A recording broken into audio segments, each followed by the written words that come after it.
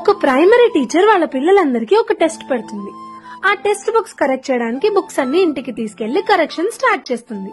అలా చేస్తుండగా సడన్ గా ఆవిడ ఫేస్ డల్ అవ్వడం చూసి వాళ్ళ ఆయన ఏమైంది అని అడుగుతారు.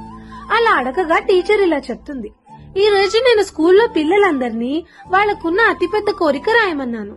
దానికి ఒక పిల్లోడు ఇలా రాశాడు అని చదవడం మొదలు పెడుతుంది. నేను మొబైల్ అవ్వాలనుకుంటున్నాను అనగానే వాళ్ళ ఆయన గట్టిగా నవ్వడం మొదలు పెడతారు. టీచర్ తర్వాత లైన్స్ చదవడం కంటిన్యూ చేస్తుంది.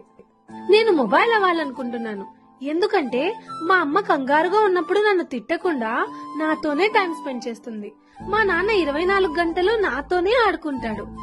ఎవరికి ఏ అవసరం వచ్చినా నన్నే ముందుగా అప్రోచ్ అవుతారు అని రాస్తాడు.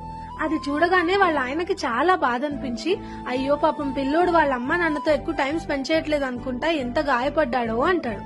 అప్పుడు ఆ టీచర్ వెంటనే గట్టిగా ఏడుస్తూ, ఇది రాసింది మరెవరో కాదు మన అబ్బాయి చింటూనే అని చెప్తుందంట. దానికి వాళ్ళ అమ్మ నాన్న చాలా బాధపడిపోతారంట.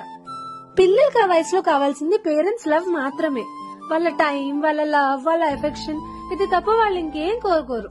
చిన్న పిల్లలు ఏం జరిగినా తొందరగా గాయపడిపోతారు. ఆ చిన్న గాయాన్ని లైఫ్ అంతా క్యారీ చేస్తారు.